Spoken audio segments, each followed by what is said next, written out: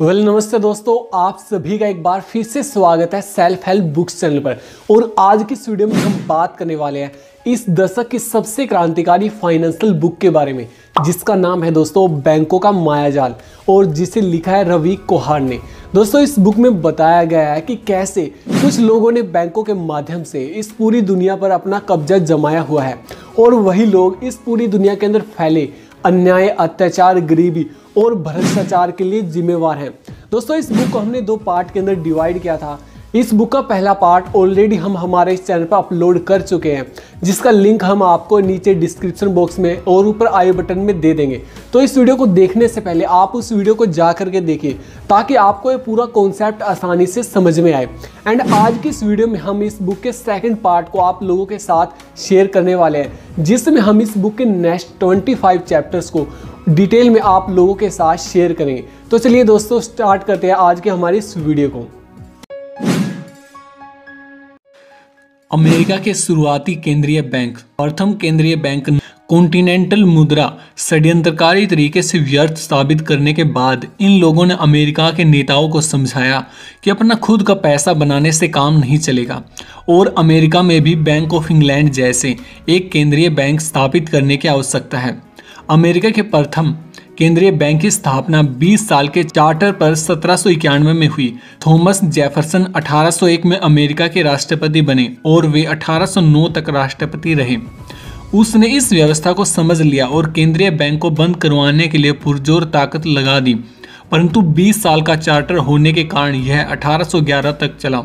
Jefferson कहते हैं कि अगर अमेरिका के लोग बैंकों के माध्यम से पैसे का कंट्रोल होने देंगे तो बैंक और उनके आसपास विकसित कॉरपोरेशन पहले महंगाई से, फिर उसके बाद मंदी से लोगों को उनकी सभी संपत्ति से वंचित कर देंगे, जब तक उनके बच्चे उनके पिता के कब्जे वाले महाद्वीप पर बेघर न उठें। एक बयान में वे कहते हैं कि मेरा मानना है कि बैंकिंग संस्थाएं हमारी स्वतंत्रता के लिए दुश्मन की सेनाओं से भी बड़ा खतरा है। पैसे जारी करने का अधिकार बैंकों से छीन करके लोगों को दे देना चाहिए, जिसके वे सच्चे अधिकारी हैं। एक और अन्य बयान में वे कहते हैं कि काश संविधान में सिर्फ एक बदलाव करना संभव हो, केंद्र सरकार से पैसे उधार लेने की शक्ति छीन ली जाए। दूसरा सेंट्रल बैंक और राष्ट्रपति जैक्सन पर हमला। किंतु 5 सालों के अंदर ही 1816 में बैंकर्स अपना दूसरा सेंट्रल बैंक स्थापित करने में सफल हो गए। इसे भी 20 साल का चार्टर मिला। 1829 में एंड्रयू जैक्सन यह घोषित करते हुए राष्ट्रपति बने कि वे केंद्रीय बैंक को समाप्त कर देंगे। बैंकर्स ने अपनी तरफ से पूरी कोशिश की कि उन्हें राष्ट्रपति न बनने दिया जाए, परंतु वे एक बार नहीं 2 बार राष्ट्रपति बने। 1836 में बैंक का चार्टर समाप्त होने वाला था और जैक्सन ने उसे आगे बढ़ाने से मना कर दिया। जैक्सन लिखते हैं कि अगर अमेरिका के लोग मात्र पैसा और बैंकिंग व्यवस्था के अन्याय को समझ पाते तो कल सुबह होने से पहले ही क्रांति हो जाती। जैक्सन को 2 बार मारने की कोशिश हुई, लेकिन वह बच गया। जनवरी 1835 में आखिरी बार अमेरिका अपना कर्ज चुका करके कर्ज मुक्त हुआ था और दूसरे बैंक का अंत हुआ था। अब्राहम लिंकन का करिश्मा और हत्या। 27 वर्ष की गुप्त योजना के बाद बैंकर्स सक्रिय हुए और 1863 में सवेतों और असवेतों के बीच गृह युद्ध छिड़ गया। लड़ाई जीतने के लिए सेना को धन चाहिए था, पर सरकार के पास पैसों की कमी थी। जब अब्राहम लिंकन इन बैंकर्स के पास कर्ज मांगने गए तो उन्हें 24 से 36% ब्याज अदा करने को कहा गया। निराश होकर के लिंकन वापस आ गए। अगर युद्ध नहीं लड़े तो अमेरिका के 2 टुकड़े हो जाते, और अगर कर्ज ले करके लड़ते तो कर्ज के बोझ तले दब जाते। राष्ट्रपति लिंकन के सामने एक धर्म संकट आ गया। उनके सचिव ने इस निराशा का कारण जान करके पूछा कि आप स्वयं का पैसा क्यों नहीं छापते। लिंकन ने पूछा कि हम सच में छाप सकते हैं। जवाब मिला, किसने मना किया है। तुरंत लिंकन ने $500 मिलियन छापे, जिनके पीछे का रंग हरा होने के कारण उन्हें ग्रीन बैक कहा गया। लिंकन युद्ध जीत गए। इस बात से विश्व में खलबली मच गई। लंदन टाइम्स में 1865 में लेख आया कि अगर उत्तरी अमेरिका की यही शरारती फाइनेंशियल नीति स्टेबिलिटी के निष्कर्ष तक पहुंच जाती है तो सरकार बिना लागत के अपने खुद के पैसे बनाएगी, वो अपना सारा कर्ज चुका देगी और ऋण मुक्त हो जाएगी। अपना कारोबार चलाने के लिए इसके पास खूब सारा पैसा होगा। यह दुनिया की सभ्य सरकारों के इतिहास में मिसाल से परे समृद्ध हो जाएगी। सभी देशों का धन और दिमाग अमेरिका चला जाएगा। यही कारण है कि सरकार को नष्ट कर दिया जाना चाहिए, नहीं तो यह दुनिया की हर राजशाही को नष्ट कर देगी। और 1865 में ही लिंकन की हत्या कर दी गई। राष्ट्रपति गारफील्ड की हत्या। 1881 में जेम्स गारफील्ड अमेरिका के राष्ट्रपति बने और वे साहसपूर्वक बैंकर्स के खिलाफ खड़े हुए, इसी कारण उनकी हत्या हो गई। एक बयान में वे कहते हैं कि जिस किसी ने भी देश में पैसों की मात्रा को कंट्रोल किया है वह सभी उद्योग और वाणिज्य का पूर्ण स्वामी बन गया है। जब आप पाएंगे कि पूरा सिस्टम शीर्ष पर बैठे कुछ शक्तिशाली लोगों द्वारा बहुत आसानी से कंट्रोल किया जाता है तो महंगाई और मंदी क्यों आती है बताने की जरूरत नहीं रहेगी। राष्ट्रपति बनने के 4 महीने के अंदर ही उनकी हत्या हो गई। मंदी गहरा गई, जनता बेरोजगारी, गरीबी और भूखमरी के दलदल में फंस गई। फसलें खेत में सड़ने के लिए छोड़ दी गई क्योंकि ना तो मजदूरों को देने के लिए पैसा था और ना ही खरीदने के लिए बाजार में कोई ग्राहक। देश में सब कुछ होते हुए भी गरीबी थी क्योंकि व्यापार का चक्का चलाने के लिए पैसे की कमी थी। देश को पैसों की बहुत जरूरत थी, पर बैंकर ने दबाव बनाया कि सरकार खुद के पैसे छाप लेगी तो महंगाई और बढ़ जाएगी। बड़े खेल की शुरुआत।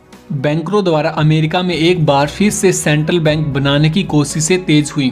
1907 में अफवाह फैली कि कुछ बैंक फेल हो गए हैं, जिससे लोगों ने अपना सारा पैसा निकलवाना शुरू कर दिया और सच में ही बैंक फेल होना शुरू हो गए। समाधान के रूप में बैंकर्स ने सरकार को एक सेंट्रल बैंक बनाने का सुझाव दिया और 1910 में जैकल द्वीप पर बैंकर्स ने खुफिया बैठक करके एक कानून की रूपरेखा बनाई जिसे अमेरिका की संसद में पास करवाना था। Federal reserve act 1913। Woodrow Wilson को राष्ट्रपति पद के लिए चुनाव में आर्थिक मदद के बदले फेडरल रिजर्व एक्ट नाम का कानून पास करने को कहा गया। नाम में फेडरल शब्द लोगों को भ्रमित करने के लिए रखा गया ताकि जनता को लगे कि इसका संबंध केंद्र सरकार से है। 23 दिसंबर 1913 को जब अधिकतर लोग क्रिसमस की छुट्टियों में व्यस्त थे, सरकार ने अमेरिका की गुलामी का यह कानून पास कर दिया। बाद में विल्सन ने पश्चाताप में लिखा, हमारा महान औद्योगिक राष्ट्र क्रेडिट की प्रणाली द्वारा कंट्रोल किया जाता है। क्रेडिट की हमारी प्रणाली निजी तौर पर केंद्रित है, इसलिए देश का विकास और हमारी सभी गतिविधियां कुछ लोगों के हाथ में केंद्रित हैं। हम लोग सभ्य दुनिया में सबसे बुरी तरह से शासित और नियंत्रित सरकारों में से एक बन गए हैं। अब सरकार मुक्त और लोकतांत्रिक होने की बजाय एक छोटे से दबंग समूह के नियंत्रण में हो चली है। फेडरल रिजर्व का मालिक कौन है? अमेरिका का केंद्रीय बैंक फेडरल रिजर्व वास्तव में एक स्वतंत्र और निजी कंपनी है जिसके लगभग 12 क्षेत्रीय फेडरल रिजर्व बैंक हैं। इनकी मलकियत व्यावसायिक बैंकों के हाथ में है। फेडरल रिजर्व बैंक के सभी सदस्य अपने आकार के अनुपात में अपना हिस्सा रखते हैं और न्यूयॉर्क की फेडरल रिजर्व बैंक के पास पूरे फेडरल रिजर्व सिस्टम की 53% की हिस्सेदारी है। 1997 में न्यूयॉर्क फेडरल रिजर्व की रिपोर्ट थी कि chase Manhattan bank, city bank और मॉर्गन गारंटी ट्रस्ट कंपनी उसके 3 सबसे बड़े हिस्सेदार हैं। सन 2000 में जेपी मॉर्गन और चेज मैनहट्टन इकट्ठा होकर के JP Morgan chase man company बन गए। सिटी ग्रुप रॉकफेलर साम्राज्य का ही एक हिस्सा है। रॉकफेलर और मॉर्गन की कहानी। अमेरिका में कई बड़े दिग्गज व्यक्तियों ने जन्म लिया, परंतु जेपी मॉर्गन, एंड्रयू कार्नेगी और जॉन डी रॉकफेलर ही इनको लीड करते थे। मॉर्गन का दबदबा वित्त पर था, कार्नेगी का स्टील पर और रॉकफेलर का तेल पर। मॉर्गन ने अपने व्यवसाय को खुद खड़ा नहीं किया था बल्कि खरीदा था और उससे कंपटीशन से नफरत थी। 1901 में मॉर्गन ने कार्नेगी से खरीदी हुई मिलों से अरबों डॉलर की पहली कंपनी यूएस स्टील बनाई। रॉकफेलर ने भी अपने कंपटीशन को खरीद करके निपटा दिया और उसकी कंपनी स्टैंडर्ड ऑयल सभी को पीछे छोड़ते हुए पहली बड़ी मल्टीनेशनल कंपनी बन गई। फर्स्ट वर्ल्ड वॉर से पहले अमेरिका के फाइनेंस और व्यवसाय का आधार मॉर्गन की फाइनेंस और यातायात तथा रॉकफेलर की तेल कंपनी ही थी। इस तरह से इन कंपनियों का आपस में गठबंधन हो गया। यह कहा जाता है कि आपसी तालमेल से अमेरिका की लगभग सारी अर्थव्यवस्था को ये ही लोग नियंत्रित कर रहे थे। पहले रॉकफेलर और मॉर्गन एक दूसरे के दुश्मन थे और यह कंपटीशन राजनीतिक सत्ता हासिल करने के लिए था, परंतु उन दोनों को ही ब्रिटिश वित्तदाता से यानी कि रोथशिल्ड से पूरा सहयोग मिलता था। चेज बैंक रॉकफेलर द्वारा खरीद लिया गया जिसे रोथशिल्ड ने फाइनेंशियल हेल्प की थी। ये पैसे न्यूयॉर्क की एक banking firm Kuhn Loeb and company के माध्यम से आए थे, जो कि जर्मनी के एक अप्रवासी जैकब स्किफ के नियंत्रण में थी। स्किफ ने यह हिस्सेदारी रोथस्चिल्ड की फाइनेंशियल हेल्प से बनाई थी। बाद में उसने कुहेन को खरीद लिया और लोएब की सबसे बड़ी बेटी से शादी कर ली। मैनहट्टन कंपनी भी कुहेन, लोएब और वारबर्गस के बैंकिंग हित के माध्यम से रोथस्चिल्ड के कंट्रोल में आ गई। इस तरह से एक और बैंकिंग वंश स्पष्ट रूप से उनका हो गया था। 1955 में रॉकफेलर ने चेज बैंक का विलय मैनहट्टन कंपनी के साथ कर लिया, जो चेज मैनहट्टन बैंक बना। मॉर्गन परिवार की सभी बैंकिंग गतिविधियों का भी सीधे तौर पर इंग्लैंड से पता लगाया जा सकता है। फाइनेंशियल संकट के बुरे दौर में भी मॉर्गन का बैंक उच्च पायदान पर रहता था। यह इस बात की पुष्टि करता है कि बैंकों के बुरे दौर यानी कि 1873 से 1907 के बीच में, जब अन्य सभी बैंक घाटे में चल रहे थे, मॉर्गन के बैंकों ने हमेशा अपने व्यवसाय को अच्छे से चलाए रखा और पैसे की व्यवस्था बनाए रखी। प्रथम विश्व युद्ध 1914 से 1918, फर्स्ट वर्ल्ड वॉर इंग्लैंड और जर्मनी में शुरू हुआ था। अमेरिका का इससे कोई लेना देना नहीं था, पर बैंकर्स अपने बेहिसाब फायदे के लिए अमेरिका को युद्ध में घसीटना चाहते थे। अमेरिका के राज्य सचिव विलियम जेनिंग्स कहते हैं, बड़े बैंकिंग हित विश्व युद्ध में गहरी रुचि रखते हैं क्योंकि इसमें बड़े लाभ के व्यापक अवसर थे। इस युद्ध से अकेले रॉकफेलर ने उस समय 20 करोड़ डॉलर कमाए, जबकि युद्ध का खर्च 3000 करोड़ डॉलर आया था और करोड़ों लोग मारे गए थे और बर्बाद हो गए थे। एक बातचीत जो ग्रे, इंग्लैंड के विदेश सचिव, और हाउस, अमेरिका के राष्ट्रपति विल्सन का प्रमुख सलाहकार, उन दोनों के बीच में हुई, जिसे बाद में सार्वजनिक कर दिया गया। उसमें ग्रे कहते हैं कि अमेरिका के लोग क्या करेंगे अगर जर्मनी एक समुद्री जहाज डुबा दे इस पर अमेरिका के नागरिक हों। उस पर हाउस कहता है कि मेरा मानना है कि अमेरिका में एक आक्रोश की लहर दौड़ जाएगी और यह हमें युद्ध में ले जाने के लिए काफ़ी होगा। लुसिटेनिया नामक जहाज को जानबूझकर गए जर्मनी की समुद्री सीमा भेजा गया और उन्होंने वह जहाज डुबो दिया, जिसमें 1200 लोग मारे गए। इसका बहाना लेकर के अमेरिका भी विश्व युद्ध में कूद पड़ा, जबकि इसके पीछे का असली खेल बैंकर्स का था। 1917 में देश की बैंकिंग प्रणाली का राष्ट्रीयकरण हुआ, लेकिन इस प्रणाली को पैसा बिना अर्थव्यवस्था के कम्युनिस्ट विचारों के विरुद्ध जा करके 1920 में भंग कर दिया गया, जिसके बारे में एडवर्ड ग्रिफिन अपनी पुस्तक the creature from jackal island में लिखते हैं। 1922 में सोवियत संघ ने अपने पहले अंतर्राष्ट्रीय बैंक का गठन किया। इसका स्वामित्व कम्युनिस्ट सिद्धांत के अनुसार राज्य का नहीं था, बल्कि यह निजी बैंकरों के एक गिरोह द्वारा संचालित था। इनमें न केवल पूर्व बैंकर थे, बल्कि स्वीडिश, जर्मन और अमेरिकी बैंकर के प्रतिनिधि भी शामिल थे। विदेशी पूंजी का हिस्सा अधिकांश इंग्लैंड और ब्रिटिश सरकार से आया था।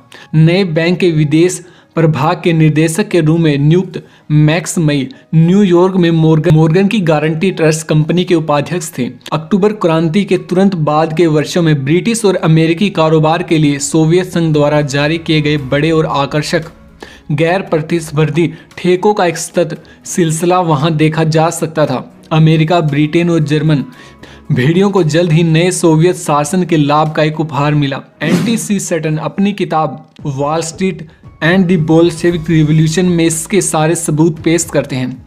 लेनिन की मृत्यु के बाद स्टालिन सत्ता में आ गए और वो सही मायने में कम्युनिस्ट थे।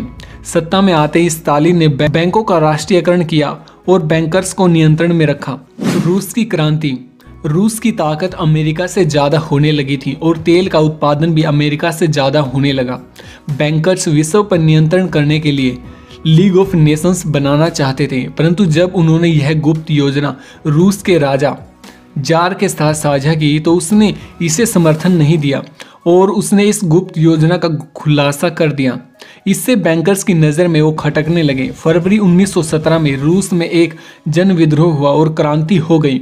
यह क्रांति शांतिपूर्ण और लोकतांत्रिक थी, परंतु बैंकर्स ने जर्मनी सरकार के माध्यम से लेनिन और ट्राइस्की के प्रति क्रांति के लिए $2 बिलियन की मदद की, जिसके बाद नवंबर में रूस में क्रांति और साम्यवाद के नाम पर खूनी क्रांति के माध्यम से बैंकरों के एजेंट सत्ता में आ गए।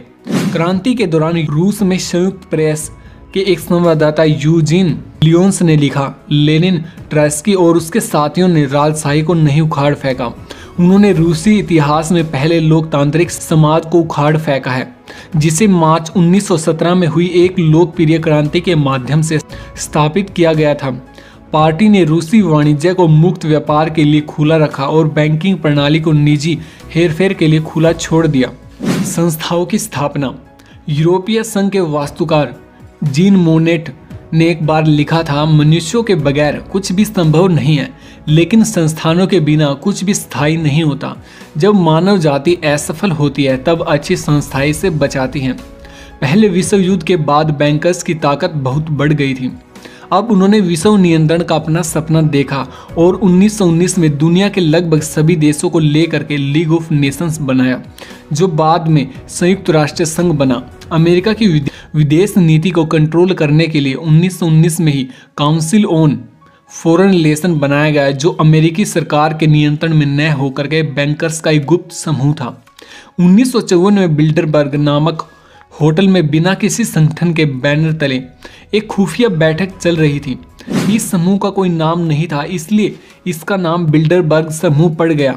यह बैंकर्स का दुनिया का सबसे खुफिया समूह माना जाता है, जहां से दुनिया की दशा और दिशा तय होती है। 1973 में जापान, अमेरिका और ब्रिटेन के बैंकरों का एक त्रिपक्षीय आयोग बना, जिसमें बाद में अंतर्राष्ट्रीय बैंकर, मीडिया, राजनेता, बुद्धिजीवी और विशिष्ट सरकारी अधिकारी जुड़ गए। इस तरह के कुछ और खुफिया समूह आपस में रणनीतिकार गोलमेज समूह का निर्माण करते हैं, जहां बैठ करके दुनिया का वर्तमान और भविष्य तय किया जाता है। महामंदी। पहले विश्व युद्ध के बाद फेडरल रिजर्व द्वारा अचानक ब्याज की दरें बढ़ा दी गई, जिससे पैसे की कमी हुई और मंदी आ गई। किंतु रणनीति बदल करके 1920 के अंत से 1929 तक सस्ता कर्ज दे करके अमेरिका में पैसे की मात्रा को 62% तक बढ़ा दिया गया। स्टॉक मार्केट में लोग ज़्यादा पैसे लगाएं, इसलिए शेयर का मात्र 10% राशि दे करके खरीदना या फिर बेचने के नियम बनाए गए। लोगों ने अपनी ज़मीनें तक बेच करके अपना सारा धन इस जुए में लगा दिया, क्योंकि उस समय हर कोई इससे लाभ उठाता दिख रहा था। जब लोगों का सारा पैसा इस जुए में लग गया था, तो बैंकरों ने 29 अक्टूबर 1929 को अपना सारा पैसा स्टॉक मार्केट से निकाल करके इसे क्रैश कर दिया। लोगों की सारी संपत्ति एक दिन में ही लूट गई। बाकी शेष कसर ब्याज दरें बढ़ा करके पैसे की कमी कर मंदी ला करके कर दी गई। 1929 से 1933 तक महामंदी का दौर रहा, जिसमें हजारों लोग बेघर होकर के सड़कों पर आ गए। बेरोजगारी बहुत अधिक बढ़ गई और आत्महत्याओं के सिलसिले शुरू हो गए। भीख मांगकर खाना तक मुश्किल हो गया था। अर्थशास्त्र में नोबेल पुरस्कार विजेता और शिकागो विश्वविद्यालय में अर्थशास्त्र के प्राध्यापक रहे मिल्टन फ्राइडमैन लिखते हैं, फेडरल रिजर्व ने निश्चित रूप से 1929 से 1933 में देश में मुद्रा संचालन को 1/3 कम करके महामंदी यानी कि ग्रेट डिप्रेशन को जन्म दिया। अमेरिकी कांग्रेस संसद सदस्य चार्ल्स मैकफेडन लिखते हैं, महामंदी एकाएक किसी दुर्घटना से नहीं आई, बल्कि इसे बड़ी सावधानी से लाया गया। अंतर्राष्ट्रीय बैंकर भयंकर निराशा की एक ऐसी सिचुएशन लाना चाहते थे जिसमें वे हम सभी के शासक के रूप में उभर सकें। चार्ल्स मैकफेडन ने बैंकर्स के विरुद्ध बोलने की कीमत अपनी जान दे करके चुकाई। जहर की वजह से वे अमेरिकी संसद में ही मारे गए। 10 जून 1932 को उनका एक बयान। कुछ लोगों को लगता है कि फेडरल रिजर्व बैंक अमेरिकी सरकार की संस्था है, पर ऐसा नहीं है। फेडरल रिजर्व द्वारा अपनी शक्तियों को छुपाने के हर संभव प्रयास किए गए हैं, लेकिन सच्चाई ये है कि फेडरल रिजर्व ने सरकार को कब्जा लिया है। यह सब कुछ नियंत्रित करता है और हमारे सारे विदेशी संबंधों को भी नियंत्रित करता है। यह सरकार बनाता है और गिराता भी है। गोल्ड स्टैंडर्ड का अंत।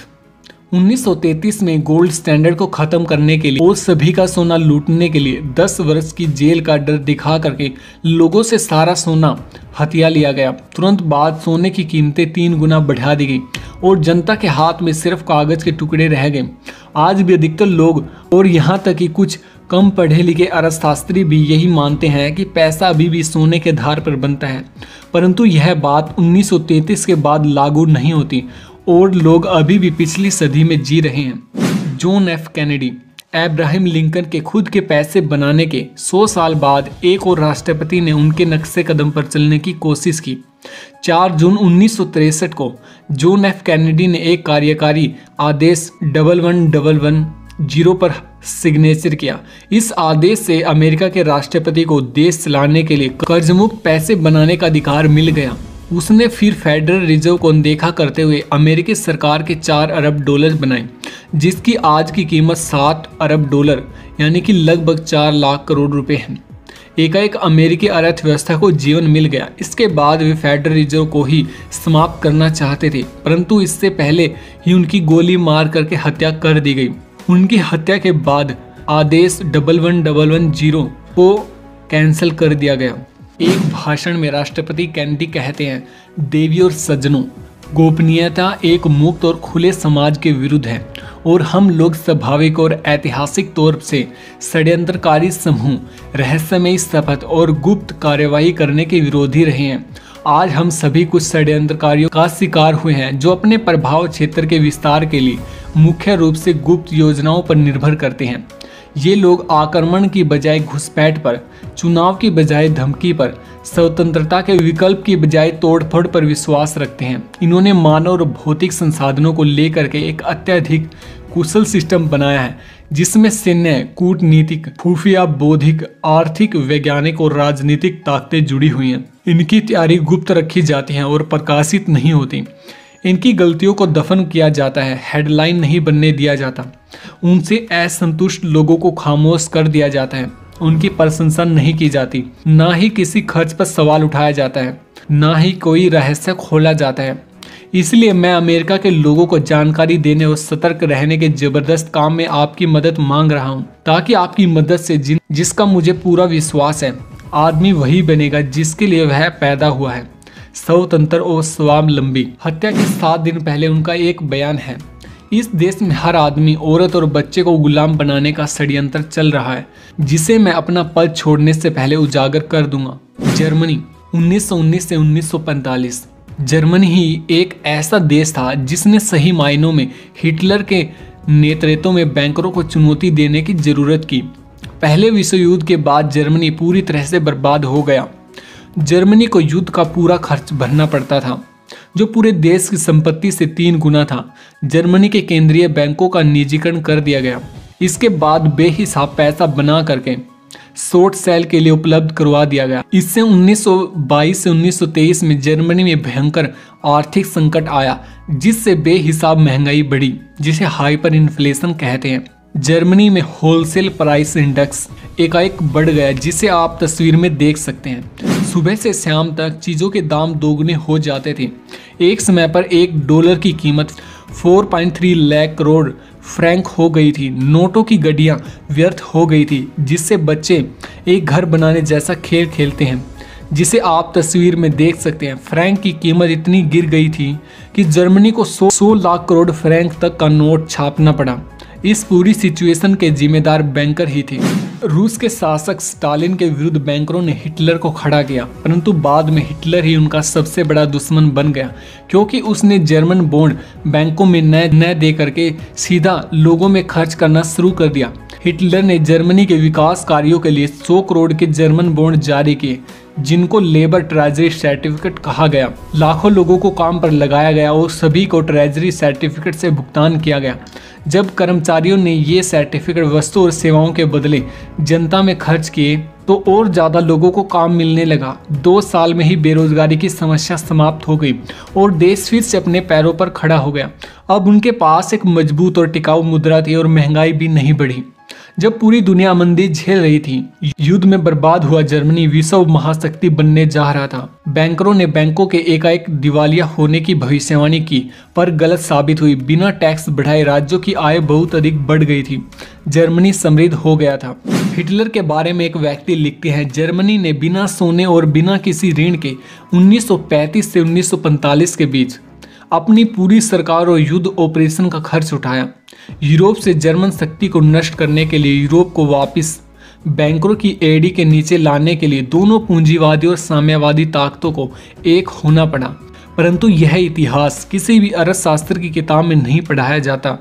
हिटलर खुद कहता है, अगर जरूरत कभी लोगों की आंखें खोल दे, जैसे कि जर्मनी के लोगों की खोल दी है, तो वे देखेंगे कि इसी जरूरत की मजबूरी ने हमें सबसे पहले अपनी सबसे महत्वपूर्ण पूंजी का उपयोग करना सिखा दिया है, जो कि है किसी भी राष्ट्र के कार्य यानी कि श्रम की पूंजी। सोने और विदेशी मुद्रा के भंडार के सभी विचार सुनियोजित राष्ट्रीय संसाधनों और उद्योग के सामने बुने साबित होते हैं। दूसरा विश्व युद्ध, क्योंकि हिटलर ने अपना सारा पैसा जारी कर लिया था, इसीलिए वह दुनिया का सबसे शक्तिशाली व्यक्ति बन गया।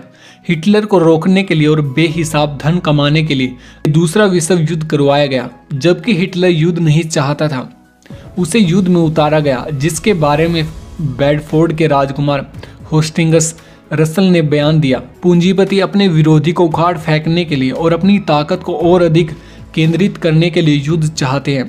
हिटलर न सिर्फ अंतर्राष्ट्रीय स्तर पर बार्टर व्यापार करने लगा था, बल्कि उन्होंने एक कदम और आगे बढ़ करके यह घोषित कर दिया कि किसी भी देश का असली धन उसके संसाधन और वस्तुएं बनाने की क्षमता है, ना कि जब लोग और माल दोनों हों पर पैसों के अभाव के कारण राष्ट्र हित के काम अधूरे रह जाएं। यह ब्रिटेन और अमेरिका के पूंजीपतियों की नज़र में अधर्म था। अगर उसे फैलने दिया जाता तो वह उनकी जड़ें उखाड़ देता। आज़ाद हिंद सरकार की करेंसी। नेताजी सुभाष चंद्र बोस को हिटलर से मिलने के बाद यह समझ में आ गया था कि हिटलर की ताकत का असली राज उसके पैसे बनाने की शक्ति में छिपा है। इसीलिए जब नेताजी ने आज़ाद हिंद सरकार का नेतृत्व किया तो सबसे पहले बैंक ऑफ इंडिपेंडेंस बना करके अपनी स्वतंत्र सरकार के पैसे बनाना शुरू कर दिया। इससे आज़ाद हिंद फौज का बल इतना बढ़ गया कि वह अंग्रेजी साम्राज्य को चुनौती देते हुए हर किला फतह करती चली आई। यही कारण था कि अंग्रेज भारत को छोड़कर जाने के बाद नेताजी को और उनके स्वतंत्र पैसे बनाने के विचार को भारत में नहीं आने देना चाहते थे। नेताजी के बारे में महत्वपूर्ण बातों में से यही वो एक बात है जो भारत सरकार देश की जनता से छिपा करके रखना चाहती है। भारत की कहानी। सन 1700 में अंग्रेजों के आने से पहले भारत की अर्थव्यवस्था दुनिया की 24.5% आय के साथ विश्व में सबसे बड़ी थी। भारत कृषि केंद्रित एवं उद्योग प्रधान देश रहा है। अंग्रेजों से पहले व्यापार के लिए पर्याप्त मात्रा में सोना चांदी के सिक्कों के रूप में मुद्रा उपलब्ध थी। राजा अगर कर भी लगा देता था तो धर्म और जन कल्याण के कार्यों के माध्यम से फिर से पैसा लोगों तक लौट करके आ जाता था। राजा हर्षवर्धन तो हर वर्ष अपना सारा खजाना लोगों में बांट देता था। दादा भाई नौरोजी ने भी अंग्रेजों द्वारा भारत की लूट को अपनी पुस्तक poverty and un British rule in India में दर्शाया है। उन्होंने समझाया है कि अंग्रेजों ने सारा कर फसल के एक हिस्से की बजाय सोने चांदी में लगा दिया और सारा धन बाहर ले गए। किसानों को अब सारा कर सोने में देना पड़ता था। फसल बर्बाद होने पर भी ऋण लेकर के उसे भरना होता था, इसीलिए वह कर्ज के बोझ तले दबा चला गया। इससे मुद्रा की मात्रा में कमी आई, जिसे हम शॉर्ट मनी कहते हैं, और भारत के कृषि और उद्योग नष्ट हो गए। भारत गरीबी के कुचक्कर में फंस गया। अंग्रेजों ने जाने से पहले इस देश में आर्थिक गुलामी को बरकरार रखने के लिए 1934 में रिजर्व बैंक ऑफ इंडिया की स्थापना की। वर्ष 1947 में देश को आज़ादी दी गई, लेकिन उन्होंने अपनी व्यवस्था वैसी ही छोड़ दी। भारत के आज़ाद होने के बाद 1949 में रिजर्व बैंक का राष्ट्रीयकरण किया गया, परंतु बैंकों की व्यवस्था अभी भी वही थी। जॉन एफ कैनेडी द्वारा भारत में अमेरिकी राजदूत नियुक्त किए गए मशहूर अर्थशास्त्री जॉन केनेथ गालबर्ट की सलाह पर 1969 में भारत की तत्काल प्रधानमंत्री इंदिरा गांधी ने 14 बैंकों का राष्ट्रीयकरण कर दिया। इंदिरा गांधी को लेकर के 1971 में अमेरिकन राष्ट्रपति निक्सन और उनके राष्ट्रीय सुरक्षा सलाहकार हेनरी किसिंजर की बातचीत, जिसे अमेरिका की सरकार ने 2005 में सार्वजनिक कर दिया गया था, जिसके अंदर राष्ट्रपति निक्सन इंदिरा गांधी के लिए अभद्र शब्दों का उपयोग करते हैं और उसके बाद किसिंजर ने कहा कि हाँ, भारतीय हरामी होते हैं, और उसके बाद राष्ट्रपति निक्सन कहते हैं कि भारत को जरूरत है एक और युद्ध की। अमेरिका की मदद पा करके 1971 में पाकिस्तान ने भारत के विरुद्ध युद्ध छेड़ दिया, पर बुरी तरह से हार गया और उसके 2 टुकड़े हो गए। युद्ध के दौरान तेल कंपनियों ने अमेरिका के इशारों पर काम करते हुए भारत की मदद करने से इनकार कर दिया, जिसके बाद इंदिरा गांधी ने तेल कंपनियों का भी राष्ट्रीयकरण कर दिया। 1973 में भारत को कोई व्यापार घाटा नहीं था और उसके पास पर्याप्त मात्रा में विदेशी मुद्रा भंडार भी थे। 1974 में इंटरनेशनल बाजार में तेल की कमी बता करके तेल की कीमतें 4 गुना कर दी गई। भारत के पास विदेशी मुद्रा भंडार $629 मिलियन था, जबकि तेल का आयात $1241 मिलियन हो गया था। भारत को विदेशी कर्ज लेना पड़ा और अंतर्राष्ट्रीय मुद्रा कोष यानी कि IMF ने कई शर्तें लगा करके इसे दिया। इंदिरा गांधी के भ्रष्टाचार के विरोध में व्यवस्था परिवर्तन के उद्देश्य से 1974 में लोकनायक जयप्रकाश नारायण के नेतृत्व में एक व्यापक आंदोलन हुआ। इस आंदोलन की शुरुआत छात्र आंदोलन से हुई थी। जयप्रकाश नारायण स्वयं तो ईमानदार थे, परंतु अमेरिका के सहयोग से कुछ गलत लोग आंदोलन में आ गए थे। 1977 में इंदिरा गांधी सत्ता से बाहर हो गई और अमेरिका के मित्र सत्ता में आ गए। प्रसिद्ध लेखक इंगदाल लिखते हैं, हेनरी किसिंजर का बड़ा हाथ था ब्रिटिश के गहरे समन्वय के साथ। 1991 में राजीव गांधी की मृत्यु के पीछे भी उन्हीं लोगों का हाथ था, क्योंकि राजीव गांधी उनका साथ नहीं दे रहे थे। 1991 में भारत में आर्थिक संकट खड़ा कर भारत को वैश्वीकरण के कुचक्र में फंसा दिया गया। इसमें प्रमुख भूमिका रॉकफेलर के सिटी बैंक ने अदा की। 2004 से 2014 में मनमोहन सिंह को देश का प्रधानमंत्री बना करके खूब लूटा गया। अब कोयले घोटाले में मनमोहन सिंह का नाम भी उजागर हुआ था। मनमोहन सिंह पहले विश्व बैंक में काम करते थे, बाद में इन लोगों ने उन्हें रिजर्व बैंक का गवर्नर बनाया। एक समय ऐसा भी था कि सरकार किसी भी दल या फिर गठबंधन की बने, वित्त मंत्री तो मनमोहन सिंह को ही बनना तय था और अंततः ऐसा ही हुआ। इस देश के प्रधानमंत्री, वित्त मंत्री, भारतीय रिजर्व बैंक के गवर्नर, फाइनेंस सेक्रेटरी, कैबिनेट सचिव और विदेशी सचिव जैसे पदों पर कोई भी व्यक्ति अमेरिका की सहमति के बिना नहीं बैठ सकता था। मनमोहन सिंह सरकार के खिलाफ भ्रष्टाचार, कालाधन आदि मुद्दों पर आंदोलन के कारण जनता और खासतौर पर युवक युवतियां जागृत होकर के सड़कों पर उतर गए। इसी लहर में 2014 में नरेंद्र मोदी को प्रधानमंत्री बना दिया, परंतु व्यवस्था परिवर्तन न करके वे भी जाने अनजाने में इन्हीं व्यवस्था को आगे बढ़ा रहे हैं। आप अखबारों की खबरों को पढ़ सकते हैं। इस तरह देश के संसाधनों को अगर विदेशों को बेच दिया जाएगा तो इस देश को पुनः खड़ा कर पाना संभव हो जाएगा। भूमि अधिग्रहण, लक्ष्य किसान मुक्त भारत। भारत के किसानों की जमीन हथियाने और कृषि अर्थव्यवस्था की कमर तोड़ने के इरादों से अंग्रेजों ने 1894 में भूमि अधिग्रहण कानून बनाया था। इसकी वजह से इंग्लैंड के कारखाने और खेत मालिकों को काफी लाभ मिला, लेकिन भारतीय किसान लगातार इसके विरोध में लड़ते रहे। 1947 के बाद भी यह कानून भारत में लागू रहा। मनमोहन सिंह के नेतृत्व वाली संयुक्त प्रगतिशील गठबंधन सरकार के खिलाफ जनता के गुस्से को देखते हुए लगता था कि 2014 के चुनाव में इसकी करारी हार होने वाली है। संभावित हार से बचने और किसानों के संघर्ष के बाद अपनी सत्ता जाते देख भोले मतदाताओं को लुभाने के ख्याल से 2013 में सरकार ने इसे कुछ हद तक बदल करके किसानों के हित में कर दिया। बाबा रामदेव के दमन का असली कारण। बाबा रामदेव ने बैंक और बैंकर्स के खिलाफ बोलना शुरू कर दिया था।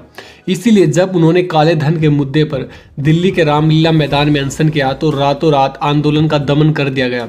नोटबंदी का खेल।